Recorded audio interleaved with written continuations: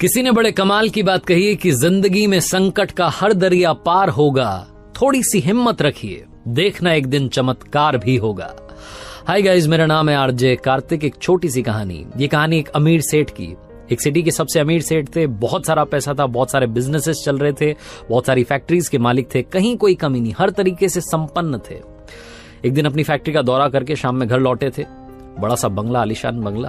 अंदर पहुंचे तो देखा कि घर वाले सारे लोग जो थे पूजा पाठ कर रहे थे, शाम की आरती चल रही थी। सेठ जी को भगवान से थोड़ी डिस्टेंस बनाने में मजा आता था। वो नास्तिक टाइप के थे, वो दूर रहते थे। अपने कमरे में चुपचाप चले गए, जाकर के अपना हिसाब किताब करने लगे, एनालाइज करने लगे, क्या सही हुआ क्या गलत हुआ। नौकर को बुला करके कहा कि एक कप कॉफी लेकर के आ जाओ।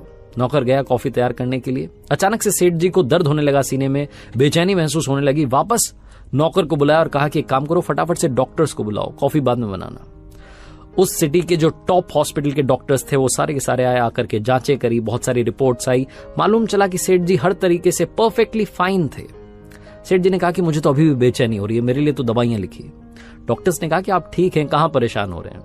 फिर भी सेठ जी का मन था, वो अंदर ही अंदर अजीब सा महसूस कर रहे थे। तो डॉक्टर्स ने दवाइयां लिख दी और साथ में नींद की गोली लिख दी कि अगर नींद ना आए तो ये भी ले लेना, लेकिन आप आज आराम करना, किसी बात की वजह से शायद आप परेशान हैं, इसीलिए आपको बेचैनी हो रही है।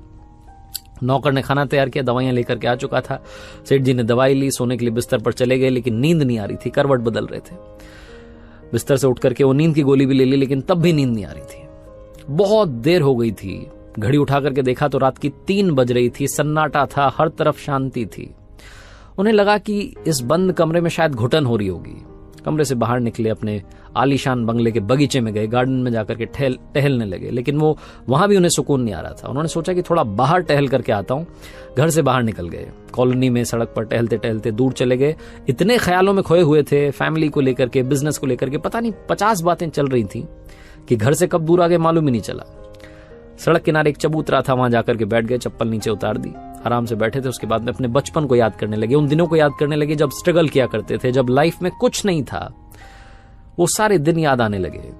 सेठ जी अपने ख्यालों में थे, तभी वहां एक कुत्ता आया और उनकी एक चप्पल अपने मुंह में दबा करके भाग गया। सेठ जी ने देखा तो फटाफट से उसके पीछे भागे अपनी चप्पल छुड़वाने के लिए। कुत्ता दौड़ता दौड़ता पास में झुग्गी झोपड़ियां थी, वहां जाकर के चला गया। उस कुत्ते के पीछे पीछे गए, आवाज लगाई, वो कुत्ता थोड़ा डरा, उसने अपने मुंह में से वो चप्पल नीचे गिराई और वो वहां से खिसक लिया। सेठ जी ने दूसरी वाली चप्पल भी पहनी और वापस अपने घर के लिए आने के लिए तैयार थे। उन्हें याद आया कि घर भी तो चलना है, कितनी देर से बाहर बैठा हूं। तभी उन्हें किसी के रोने की आवाज आने लगी। सेठ जी ने आसपास देखा तो एक झोपड़ी में से रोने की आवाज आ रही थी, एक महिला के रोने की आवाज आ रही थी। तकरीबन सुबह के 4 बज रहे होंगे, काफी देर हो चुकी थी। सेठ जी ने सोचा कि क्या करूं, जाकर के पूछूं क्या बात है या फिर अपने घर चले जाऊं। उनके मन ने कहा कि घर चलते हैं, कहां फालतू के पंगे में पड़ना है, अपना काम करते हैं, अपन अपने काम से काम रखते हैं। सेठ जी घर की तरफ चलने के लिए आगे बढ़े, 4-5 कदम आगे बढ़ाए। फिर मन में दूसरा ख्याल आया कि एक बार जाकर के पूछ तो लूं, पता तो कर लूं कि बात क्या है। उस झोपड़ी के पास गए, झांक करके देखा तो अंदर वाकई में एक महिला रो रही थी। दीवार से, वो जो झोपड़ी की दीवार थी, उससे सर पटक पटक के रो रही थी। सेठ जी ने हिम्मत करके दरवाजा खटखटाया, उस महिला ने दरवाजा खोला। सेठ जी ने सबसे पहले तो कहा कि बहन जी माफ करना, गलत मत सोचना, मैं बस यहां से गुजर रहा था, मुझे आपके रोने की आवाज आई। क्यों रो रही हैं आप, क्या बात है, क्यों परेशान है? तो उस महिला ने बताया कि बाबूजी क्या बताऊं, यहां पर आप देखिए मेरी 7 साल की बच्ची है, सोई हुई है जमीन पर, ये बीमार है। डॉक्टर्स कह रहे हैं कि इसके ऑपरेशन के लिए बड़ा खर्चा होगा, लेकिन कोई मुझे पैसे नहीं दे रहा है, मदद करने के लिए तैयार नहीं है। सेठ जी ने कहा तो इसमें रोने से क्या होगा, रोने से आपको थोड़ा ना पैसा मिल जाएगा, रोने से कोई थोड़ा ना आपकी मदद कर देगा। और ये सुबह सुबह क्या रो रही हैं आप, इससे कुछ नहीं होने वाला। आपको मदद मांगनी है तो जहां आप काम करती है, कहां आप काम करती हैं? तो उस महिला ने बताया कि मैं तो घर घर जाकर के झाड़ू पोछा करती हूँ। तो सेठ जी ने कहा कि उनसे मदद मांग लेती है, रोने से कुछ नहीं होने वाला। तो उस महिला ने कहा कि रो तो इसलिए रही थी क्योंकि कल एक बाबा जी यहां से निकले थे। उन्होंने कहा था कि बेटा सुबह 4 बजे कल रोना शुरू करना और ऊपर वाले को याद करना, लगातार प्रार्थना करना, देखना चमत्कार होगा। इसलिए मैं रो रही थी कि शायद वो बाबा जी की बात सच हो जाए, शायद ऊपर वाला मेरी सुन ले। सेठ जी ने जब ये सुना तो उनका दिल पिघल गया। उन्होंने फटाफट से कॉल किया, एम्बुलेंस आई, डॉक्टर्स को कॉल कर दिया कि इस बच्ची का ऑपरेशन होना है, जितना खर्चा होना है वो सब आप मुझसे लेना, आप इस बच्ची को ठीक कर दो, स्वस्थ कर दो। और उस महिला को कहा कि आप कल से ही मेरे यहाँ पर आकर के नौकरी शुरू कीजिए, मेरे पास बहुत सारी फैक्ट्रीज हैं, आपको जहां काम करना है वहां काम करना। उस महिला के रहने के लिए अपना सर्वेंट क्वार्टर भी दे दिया। सेठ जी की जो बेचैनी थी वो तो उसी वक्त खत्म हो गई थी जब उन्होंने एम्बुलेंस को कॉल किया था, डॉक्टर से बात की थी। लेकिन मन में एक शंका थी, एक डाउट था जो लगातार चल रहा था। सेठ जी सोचने लगे कि मैं ऊपर वाले से इतनी डिस्टेंस रखता हूं, नास्तिक हूं, मुझे मतलब ही नहीं है, लेकिन क्या वाकई में ऊपर वाला है? ये क्या चक्कर है कि वो बाबा जी ने कहा कि 4 बजे रोना शुरू करना, मैं वहां पर किस्मत से पहुंच गया और उस महिला की मैंने मदद कर दी। सेठ जी के मन में 50 ख्याल आने लगे। फिर दूसरा ख्याल आया कि अगर वाकई में ऊपर वाला है तो हम ये नीचे वाले जो लोग हैं ये क्यों लड़ रहे हैं, वो क्यों हमें लड़ा रहा है धर्म के नाम पर, जात पात के नाम पर। उस महिला से ना तो मैंने जाति पूछी, ना उसने मेरी जाति पूछी, ना हमने एक दूसरे की जाति पूछी, ऊपर वाले ने भी हमारी जात पात के बारे में नहीं सोचा, बस मुझे जरिया बना करके वहां भेज दिया।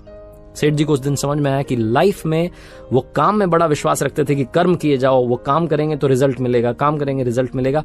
उस दिन एक और बात समझ में आई कि काम के साथ साथ, वर्कaholic होने के साथ साथ दूसरों की मदद करना, वो ह्यूमैनिटी का भाव रखना भी बहुत जरूरी है। सेठ जी को उस दिन समझ में आया कि जब मैंने किसी की मदद करी तो मुझे सुकून मिला, वो जो अंदर की बेचैनी थी वो खत्म हो गई। दुनिया में ऊपर वाले ने सिर्फ एक धर्म बनाया जिसे ह्यूमैनिटी कहते हैं, मानवता कहते हैं, इंसानियत कहते हैं। ये कहानी काफी कुछ सिखाती है। पहली बात तो सिखाती है कि अगर आप भरोसा रखेंगे तो चमत्कार जरूर होगा। दूसरी बात सिखाती है कि जिंदगी में एक दूसरे की मदद करते चलेंगे तो आपकी मदद अपने आप ऊपर वाला करेगा। और तीसरी सबसे बड़ी बात सिखाती है कि जिंदगी में ज्ञान बांटने से हमेशा कुछ नहीं होता, मुस्कान भी बांटना जरूरी होती है। इसीलिए आरजे कार्तिक हर कहानी के आखिरी में कहता है, ऊपर वाले के आशीर्वाद के साथ, अपनी मेहनत के साथ, अपनों के प्यार के साथ कर दिखाओ कुछ ऐसा कि दुनिया करना चाहे आपके जैसा।